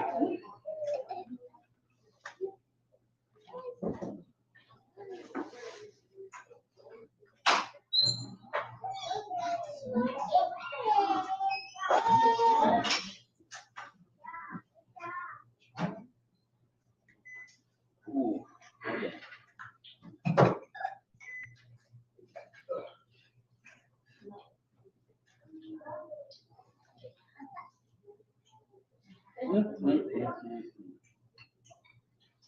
I believe this is Ezekiel 27:3. Ooh, wait. On down, right? Let me start with this first thing to correct this lie about tithes that you've heard in the. I'm sure you've heard about the fake Israelites talking about that tithes is fruits. You heard that before, fruit and vegetables. Let me explain something to you. Tithes, 6,000 years ago, has always been money. Right. Tithes has never been fruit, has never been vegetables. That's right. Tithes has never ever been animals, ever. Tithes has always been a monetary amount of what that thing is worth. Right. Always. And it's right here in the Bible. And I'm about to show it to you in a few seconds. Come on. Because you can't bring spoiled fruit as tithes. Okay. Imagine a whole nation gives the priest their lambs. How many lambs would that priest have? How does I guess? Take a guess. And then what, in essence, would the priest be then? Farmers. Right. And priests can't be farmers. Right. They have duties. They would then if everybody gives them a lamb, then they're sheep herders now and sheep farmers. Right. And what are they gonna do with all those goddamn sheep? Anybody? What would you have to do if you have 1 million sheep, Kadazar? You would have to take care of them, feed them. And then what? When you're taking care of them, you're feeding them, they're making babies. You got 1 million sheep now. What do you have in a year? 2 million sheep. Right. Because now they make babies. So then you would now be a sheep farmer, and eventually you would have to sell them. You would have to start selling all of these goddamn sheep. If everybody gives you all of their grapes, so every grape you're getting 10% of, what are you going to be in 6 months? A grape seller. Right. You're going to have millions of pounds of grapes. Grapes have never been vegetables, but there is a monetary. I'm sorry. Tithes have never been vegetables. Tithes have never been vegetables, but there's a monetary amount for that bull, a monetary amount for that sheep, and it's right here in the Bible. General Yohana told it to me many years ago, and then told it to me again recently when I couldn't remember what the hell it was. It's shekels, and everything that you read about being a tithe is in the Bible, and it's telling you how many shekels to give the priest for that thing. Because you can't give him animals because he's not a farmer. Everyone understands. Preceptor, Go ahead. Deuteronomy 14:24. Go ahead. And if the way be too long for thee, so that thou art not able to carry it, or the place be too far from thee, with the Most High thy powers are true to say the same thing, when the Most High God left thee, then thou shalt turn it into money, and find the money in thy hand, and thou shalt go into the place of the Most High thy powers are true. Yes, we turn vegetables into money. turn cows into money, turn sheep into money. And I need you to read Leviticus 27 and maybe we should start with this and I'll give you the one in Luke. Let's go to Leviticus 27 and 3. Read that same truth. Read 27, read Leviticus 5 and 15 first. John the Counselor, it's the book of Leviticus, chapter 5 and verse 15. If a soul committed trespass and sin through ignorance in the holy things of the Lord, then he shall bring for his trespass unto the Lord a ram without blemish. Stop. Now, brother, you've heard of that before, have you not? You've heard of giving the Most High a ram without blemish, a perfect lamb, a perfect ram, which is a male sheep. Or there's a lot of other animals that have rams, but a ram sheep is a male sheep is the one we'll use today. Go ahead. John the Counselor. Out of the flocks, with thy estimation by shekels of silver. Say one more time. By shekels. Before that. With thy estimation. Yeah. What does that mean? That's right. Trooper? Slack, so it means a specific amount depending on whatever. In this case, it's a ram without blemish. So, I know, okay, because of movies, a lot of you think about the Bible like a movie, like a prophet is an old man with a long beard with a stick by himself. When really, there were schools of prophets. You know, Ezekiel and all those brothers, they rode together. Right? Jeremiah, Barak, and all of them, they were together. Like prophets rode in camps. And the men you're reading about were living together at the same time, rolling together, going to camp together. So they weren't separate. No, they were not separate. You have to think about offerings in the same way. In your mind, you think, I have a sheep. Here you go, one single solitary man in the woods. Take my sheep. When this is a nation of people giving their sheep. Right. And so if 10,000 people give one sheep to this guy, he's now a sheep farmer. When he has to be a priest. Right. Remember when Elijah, not Elijah, who's the brother that came? Name begins with an M. He went to rebuild the temple. The guy who's the brother that rebuilt the temple? Nehemiah. When Nehemiah went and saw the temple, he knew that the prophets were not receiving their 10% because the prophets were in the fields. That's in the Bible. Pull that phone. Yes, sir. If prophets are out working, Nehemiah came into the city and saw priests in the field shucking corn and cutting weeds. And when he saw that, he knew they're not paying their tithes in the town. Nehemiah 13 and 10. Hold where you are right there, trooper, and go ahead. Nehemiah 13 and 10.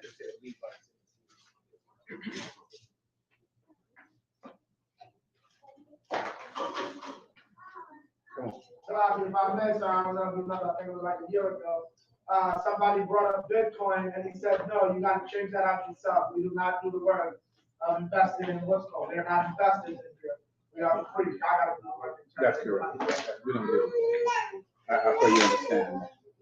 Go ahead, trooper. Come on. If he has it, Nehemiah chapter 13, verse 10. And I perceived that the portions of the Levites had not been given to them. For the Levites and the singers that did the work were fled every one to his field. When he saw the Levites in the field, he said that he perceived that they weren't getting their portion because a Levite can't be in the field. So he can't be a sheep farmer or a grape farmer or a corn farmer. He has to be in the temple. And when Nehemiah saw them in the field, he knew people stopped paying tithes.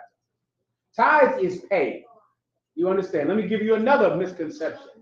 Tithes is not a group of money that we all hold together to help each other with when you get in the jam. That is not what tithes is. That's not, in fact, Israelite groups will not tell you this, but I'm telling you this straight up so you can understand. Tithes is pay. It's General Yohana's pay. It's his money. Now, because of him, and he is nothing like me, for some reason he takes all of his pay and uses it to pay your rent. Right. And uses it to give your wife money so she can have a healthy baby. And uses it for your kids to get to go back to school with book bags. But the pay is his. Now, what he decides to do with it is up to him. But tithes is paid for the priest. That's what it is. And we just read it. I'll read it one more time for you. Go ahead. Nehemiah chapter 13, verse 10. And I perceived that the portions of the Levites had not been given them. For the Levites and the singers that did the work were fled everyone to his field. If people don't pay tithes, guess what? Everybody got to go out and get in the fields. And then who in the hell will solve all of your problems day and night, all the time, never stops? Somebody has to do it. You see this trooper, this precept right here? Okay, you need more? If we keep reading, it talks about the treasury, sir. Please, yes, sir. Verse 11, then contended I with the rulers and said, why is the house of God forsaken? And I gathered them together and set them in their place. Why did he think the house of God was forsaken? Because the Levites were in the field. He knew that the house of God had been forgotten. And fake Israelites that speak against tithes, remember, they don't have anybody that wants to give them a damn thing anyway. Right? Fake Israelites are just trying to stop the UPK from taking tithes. Because a fake Israelite, if he tried to get tithes, he would get nothing any damn way. Because he's a goddamn filthy piece of garbage. But speaking against tithes is their way of stopping income from coming into the school so that we can reject the temple and have no priests. Which is a fake Israelite has one goal, and that's for the UPK to be destroyed. Right. They don't care about anything else. It is the minute they left the truth back in 93, they've been watching and waiting for us to fall, praying that we fall every day. And every day that we get stronger, it hurts their faith in themselves. Mm-hmm. And so they have to say, well, tithes is wrong, not for them, but because they want to destroy the school. Just like not paying tithes at this time forsook the temple. Everyone, I got to move on for time's sake. But the young brother, you can have this right here, trooper, all right? And if you read on down, oh my God, it's all over Luke 27. It's going to name just everything that you pay in tithes. Luke 27:3. Read that, Luke 27:3, trooper, and that's all I can give you. You can just keep going down, keep running it down, and it'll keep explaining that everything that we take in sacrifice has a monetary estimation, and that's what you gave the priest. You gave him the monetary estimation. Luke 27:3. Yes, Says so. Because Luke starts at 24. I meant to say Leviticus. Salakia, Leviticus 27:3. Okay, I thought about 16. No problem. Leviticus 27:3. Salakia. Leviticus chapter 27 and verse 3. And thy estimation shall be of the male from 20 years old, even unto 60 years old. Mm-hmm. Even thy estimation shall be 50 shekels of silver. Here we go again. Read 4. Verse 4. And if it be a female, then thy estimation shall be 30 shekels. And this is going to keep going down. Keep going to everything that we gave the temple. In your mind, it's like they gave a bunch of grapes to the temple. Or they gave a bunch of goats or a bunch of turtle doves. And they did not. They gave the monetary estimation of whatever that thing was to the temple. Everybody understand? You can just keep reading this down on your own time. Now let's go to Leviticus. Let's go to Hebrews 7. I gotta wrap this up. Come on. Right quick. Even today, we got the same thing where brothers will want to go to camp on Saturday, but they might be held back by the state. It happens. It's happening right now. When, of course, if everyone paid their tithes, there would be no priest at work. The Salakia, every priest would be at work. I pray you understand that. All right. Keep reading, trooper. Hebrews what? 7:1. Hebrews 7:1. You got it. For this Melchizedek, king of Salem. You familiar with Melchizedek? Who he is? You know the whole story back in Genesis, right? Go ahead. King of Salem, priest of the Most High God, who met Abraham, returning from the slaughter of the kings, and blessed him. Verse 2, to whom also Abraham gave a 10th part of all. Abraham did what? Gave a 10th part of all. Abraham gave a 10th part of everything that he spoiled, that he took from those 5 kings. He gave a 10th of it to Melchizedek. Keep going. First being by interpretation. Someone else, give me the carnal commandment with Levi. That Levi cannot own anything The Levi has to have his portion with the Lord. I believe that's at Leviticus the 18th chapter. When you get it, No, when you get it, hold it. Come on. I have a video that General Q sent about a pastor getting mad because about tithes and his congregation not buying him a new watch. That's what he brought up. We'll play it as soon as we get done this, all right? Go ahead. By interpretation, king of righteousness. Mm-hmm. And after that, also king of Salem. Melchizedek was the spirit of Christ. Right. That met with Abraham on the way back from slaughtering those 5 kings. Right. Specifically to take 10% from Abraham.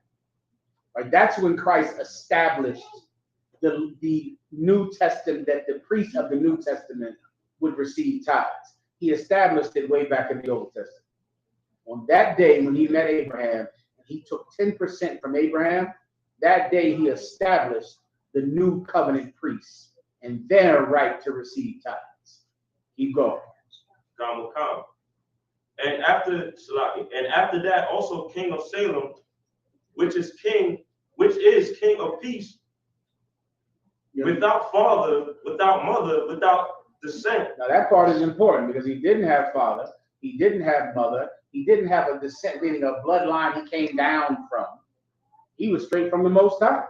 Keep going.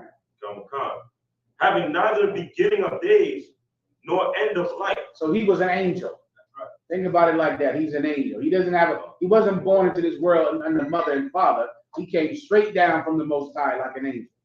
And this is the spirit of Christ. Right here, Prince of Peace. All right, keep going.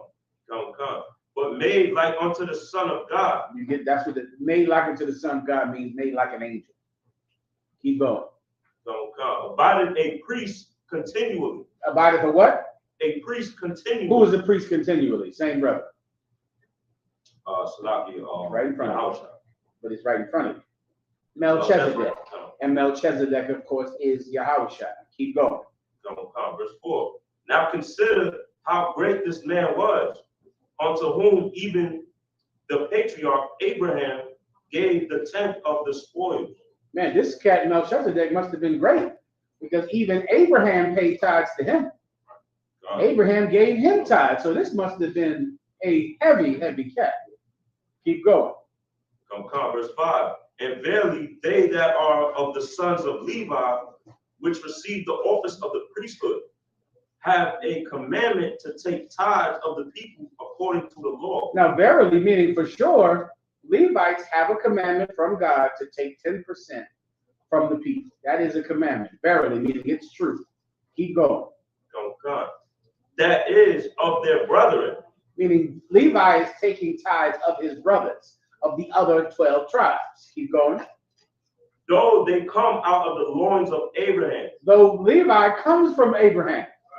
Levi comes from Abraham, and guess what? Abraham gave tithes to Melchizedek. So who's greater, Levi or Melchizedek? Melchizedek is greater. Right. He's better than Levi. He supersedes Levi. Keep going. Verse 6. But he whose descent is not counted from them received tithes of Abraham, and bless him that had the promise. And Melchizedek blessed Abraham, which means Melchizedek was Abraham's priest.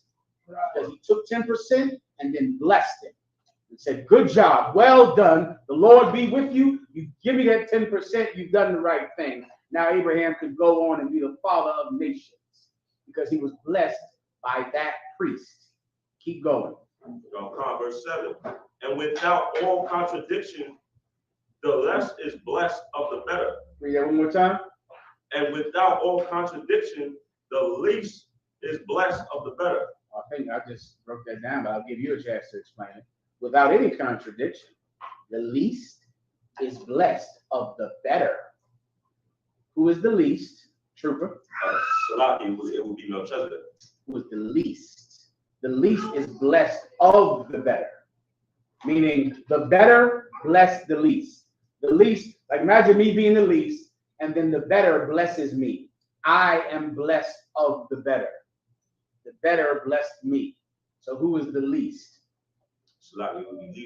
Levi. Who is the better? Melchizedek is right there in front of you without any contradiction. Melchizedek is better than Levi. It's right there in front of you. Just said it right there. The least is blessed of the better. And it just said before that Melchizedek blessed Abraham. You heard that, right? Keep going. Verse 8. And here men that die receive tithes, but there he receiveth them, of whom it is witnessed that he liveth. Here men that die receive tithes, but here a man who didn't die and wasn't born received tithes from Abraham. Melchizedek is better than Abraham. He's better than Levi. He's the best, and he's the priest that we serve. Keep going. Verse 9. And as I may say, Slaki, and as I may so say, Levi also, who received the tithes, paid tithes in Abraham. He's saying Levi paid tithes too, because Levi was in the scrotum of Abraham when he paid tithes. If you caught us out of that battle you were in with them Africans about where life starts, this is one I'm sure you already knew and used. That Levi was in the loins of Abraham when Abraham paid tithes, which means Levi paid tithes. Keep going. Verse 10, for he was yet in the loins of his father when Melchizedek met him. Keep going. If therefore perfection were by the Levitical priesthood, for under it the people received the law, what further need was there for another priest should arise after the order of Melchizedek? You asked the question. You said, where is tithes in the New Testament? Well, if the Old Testament priests made the people perfect because they received the law, then why would there be a need for a new priesthood? And there absolutely was a need for a new priesthood because the Levitical priesthood did not make us perfect. Keep going. Come. After the order of Melchizedek, and not be called after the order of Aaron. Read that one more time. The new priesthood, what? Read that again. What further need was there that another priest should arise after the order of Melchizedek? Another priest will rise after the order of Melchizedek. Meaning what? That the priests who serve Christ, the priests in this priesthood, we are priests after the order of Melchizedek. Keep going. And not be called after the order of Aaron. And not called after the order of Aaron. Aaron was, of course, the father of the Levitical priests. Keep going. Verse 12, for the priesthood being changed, there is made a necessity, a change also of the law. You understand that, don't you? Keep going. For he of whom these things are spoken pertaining to another tribe, of which no man gave attendance at the altar. That's speaking about the tribe of Judah. Everybody understands. I got to skip down for time's sake. Just give me, you are priest forever after the order of Melchizedek. Give me that. Levi. Real quick, sir. Verse 12, where it says, there is made of necessity a change also of the law. Is that change referring to a change from paying Levi to? That's the topic, is it not? The law says that the Levites are joined to the Most High and eat of the altar. Paul said that his priests eat of the altar. That's in 2 Corinthians, the 9th chapter. His priests eat of the altar. There's a new priesthood. It's better than the old one. It was around before the old one because the first man to receive priests was Christ when he met Abraham on that road coming back from them 5 kings. It supersedes the Levitical priesthood. The Levitical priesthood failed, and the new priesthood was chosen because there was a necessity of it. There was a need for a new priesthood. Give me, you are priest forever. It's right here somewhere. Verse 17. Go ahead. For he testified, thou art a priest forever after the order of Melchizedek. Read that again. For he testified that, thou art a priest forever after the order of Melchizedek. The Levites were the priests who received tithes. Paul is laying the case down flat as he can that the new priest should receive the tithes. Just like Abraham gave tithes to Christ. That's the new priesthood. These are the new people that are supposed to get you 10%. And you're going to give that 10% up if you got to work Uber. No matter what in the hell you have to do, you're going to pay that 10 goddamn percent if the fake Israelites explode. If their heads pop off, you're going to do it. Everybody understands. Any other questions? Sloppy, you wanted, whether they didn't get inheritance? Yeah, give me that. This is Deuteronomy 18:1. The priests, the Levites, and all the tribe of Levi shall have no part nor inheritance with Israel. They shall eat the offerings of the Most High, made by fire, and his inheritance. That's it. That's the law that had a necessity to change. The Levites did not eat. They ate of the altar. They did not eat from their own farms and having other jobs. They ate from being priests. Now give me last one, 1 Corinthians, 2 Corinthians 9 and 11, where it says, he that worketh of the altar shall eat of the altar, muzzle not the ox that treadeth out the corn. And this is Paul, I believe 9, it's 2 Corinthians 9. Look up, he that worketh of the altar shall eat of the altar. So now Paul started taking tithes and collecting tithes because he was working for it. Come on. 1 Timothy 5 and 18. Fine. Go ahead and tell them where that is. Read it. 1 Timothy 5:18.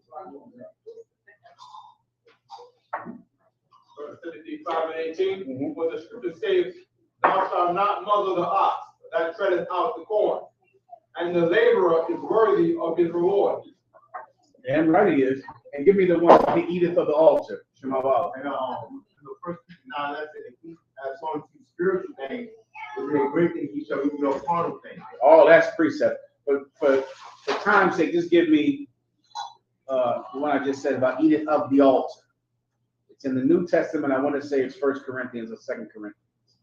This is just to show you that Paul had his men eating from the altar, even though they were not Levites, because he knew that the priesthood had changed.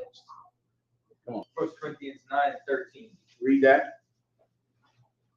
I remember we just read, Abadi read where it says the Levites could not have other jobs. They had to eat of the altar. Well, this is what Paul is saying about his men, the disciples of Christ, here in 1 Corinthians 9. Go ahead. 1 Corinthians chapter 9, verse 13. Do ye not know that they which minister about holy things live of the things of the temple? Keep going. And they which wait at the altar are partakers with the altar. That's Paul. That's the new priesthood, trooper. That's him saying it right here. Like the same thing that you would do for a Levite, you're going to do for the disciples of Christ. All of that money you were giving Creflo, you better bring it in here. All that, every penny that your grandmama would have given the church, give it to the UPK. Everything that you would give your drug dealer, you brothers that smoked weed in the past, bring all of your weed money in here. All of your cocaine money, all of your crack money. Bring it in here. If you could waste it on crack, give it to the priest of the Lord so we can have them doing one job and one job alone. Everybody understands.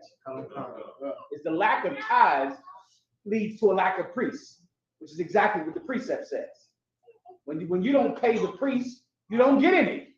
That should be easy to understand. So all of your priests are driving Ubers and working, being mechanics and being custodians and being this and that because this nation gives its money to preachers. And because of that, you priests go out and work slaveries. When these fake Israelites would stop telling people not to pay you tithes, the nation should pay you tithes, and then you're telling that job that you work it every day, you've been hired by someone else. God has now hired you. And then you could quit that stupid job and now be a priest all day. These stinking Christian Israelites, they don't want us to have priests. You understand, Trooper? They don't want priests. They want you to go work on that stupid job. You have a slavery? Trooper. Most High in Christ. Well, if you let them do it to you, you'll have a slavery until you drop dead, like my father dropped dead in the FedEx uniform. Tawar found him in the house going to work, 65 with the FedEx shirt on, dead. Now, the fake Israelites want that to happen to all of us. But none of us are able to actually go and be priests. Right. Because nobody pays tithes. If you don't understand that, I can't do that for you. All right. Next, where we at now? Come on, Harry. It's 9:16, sir. So Wada, play the video from General Cabal. Yes, sir. You also have the apology video too, sir. I need that, and then I'm done. Yes, sir. I have to get to the cops another night. Like I got a good story about how the cops They get fired. The cat that killed Eric Gardner right here, Tamir Rice, all of those cops, when they say they get fired, they do get fired from that police department. Right. And then they go to New Jersey, y'all can get another job. And it's called, I sent it to you, it's called something hopping. Hold on, let me find out why the brother's getting it. I think it's called police hopping. And all of these famous cops that were fired and people fought and protested for them to get fired. See, that's how I know you. And they in New Jersey, y'all. They're cops in New Jersey. I'm sitting up here in New Jersey, in Massachusetts, in Boston somewhere. Cops somewhere else. Let me give you the name of the place so you can look it up on your own time, all right? Go ahead. If I'm based, I find that like funny because it's like sex offender registry follows you there the rest of your life until the judge says you can be taken off. But killing a person and being investigated for a person's murder doesn't disqualify you from getting a job in the same goddamn. No, it doesn't. Like, it's called wandering cops, shuffle departments, cops wandering cops. And they kill somebody, out and just go get hired at another police department. Also, like the cop that killed, I think it was Trayvon Martin, was found in the police department. Tamir Rice was found in the police department in Pennsylvania. Yeah, the cop that killed Eric Gardner works in Jersey. They all work somewhere else. And all of that protest to get them fired just for them to go wander somewhere else. Come on. That's what the Catholic Church did. They just moved them to a different church after they molested someone. Give him a hand, because that's a perfect analogy. The Catholic Church does the exact same thing. But we're crazy. We're the cult. We're lunatics. All right. What you got here? All right, sir. See, that's how I know you still poor, broke, busted, and disgusted because of how you've been honoring me.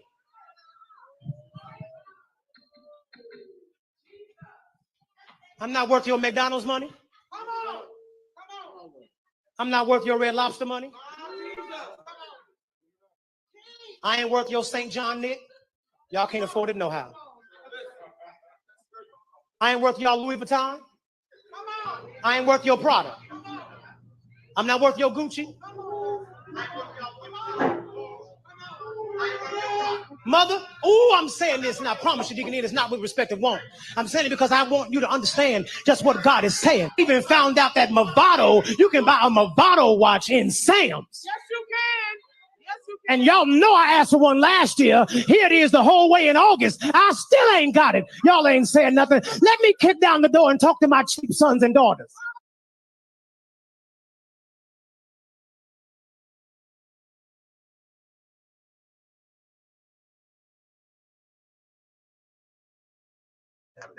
This is gonna make me so mad. This is what I don't understand about fake Israelites.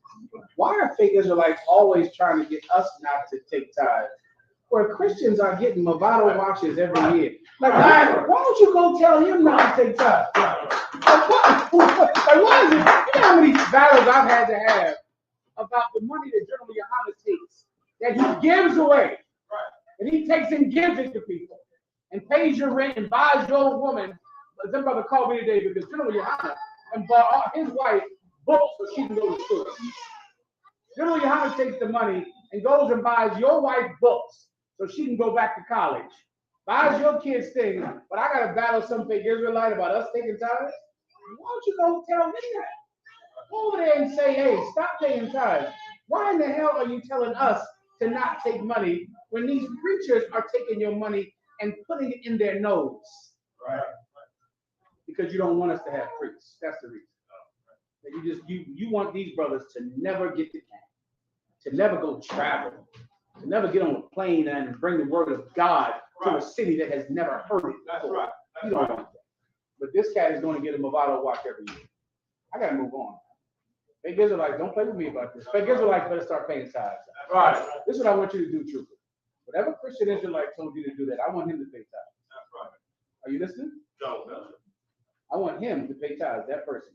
And whenever you talk to him, if he tries to call you and talk or change the topic, you are not going to talk to him until he hands you the tithes envelope. I want that Christian Israelite to pay tithes. Do you understand me? God, Praise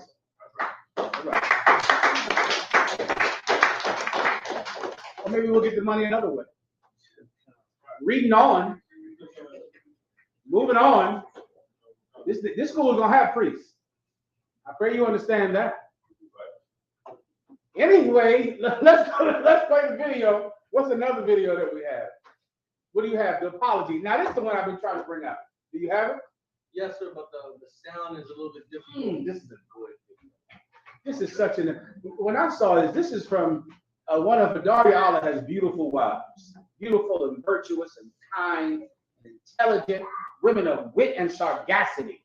It's absolutely charming women this brother is married to. And one of his ribs did something to offend her husband. Sometimes that happens, sister. You might make your husband angry. You might do something wrong. But she made a video for her husband to forgive her that was a master class in getting forgiveness of. It was beautiful. I don't know if we can play it tonight, but I've got to find a way to play it because it was that beautiful. I wanted to see if I can play it for you because this should be celebrated. And a woman that does something like this should be honored because of it, all right? Do you have it? If not, I got to roll. I'll try to find a way to put it on social media and do something like that. Right? It's on Facebook. Okay, give it one shot and then I got to do it.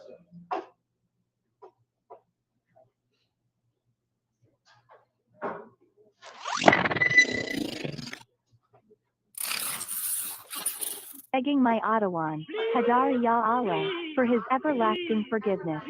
Please, please, please, please. I love you with every fiber that I am. I cannot live without you. You are the very breath that I breathe daily. Please, please, please, please, please. Forgive me, my Lord. I love you. I need you. I want you. I will die without you. When my Lord is happy, I am happy. From ages 14 to 42, we in this together. For life.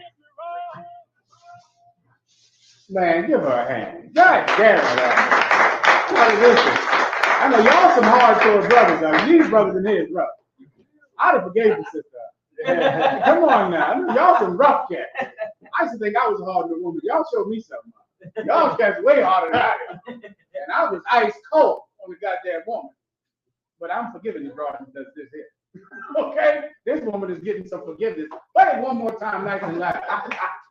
Play it again. And you sisters, you watch it and get to computer school. Y'all sisters, you get in there and learn how to make this. Come on.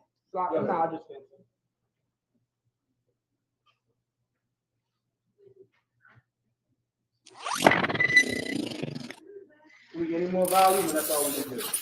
Begging my Adawan, Hadar Ya Allah, for his everlasting forgiveness. Please, please, please, please.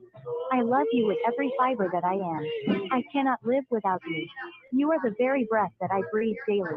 Please, please, please, please, please. Forgive me, my Lord. I love you. I need you. I want you. I will die without you. When my Lord is happy, I am happy. From ages 14 to 42, we in this together. For life. Come on, sisters. Now, even y'all know that's right. You know that that's right. Now, this sister this sister set the bar for forgiveness up. This woman knows how to get some forgiveness. Now, you compare that to yourself. You compare that to you just saying, "You want something to eat?" You gotta do better than that. That's your forgiveness. Your forgiveness is. You want a chicken sandwich? This sister done went to marketing school and computer school and go make an apology. What's your forgiveness? You can touch me tonight. That ain't forgiveness. Come on, put some effort into it, man. Shout out to that sister. Why? Because what is marriage? Marriage is the art of starting over. You want to just start over every day. Right? You want to start over every day. Forever is a long time. And the same way you can have a lot of happy memories in a long time, you can have bad memories as well. But you want to start over every night. Let not the sun go down upon thy anger. And this sister wanted to start over, and it's beautiful, and it should be commended. Give her a hand. That pass the over to the God. Matthew was me sister. Manifesto, one courtesy suit. Manifesto, Matthew Chiba. Amadu, Rock. That's how she stands down, start. His sister, Amadu, which is a friend. Metaphysical, we're going to get one person to the sister. Metaphysical, Amadu, Rock. Next time she stands down, Smith.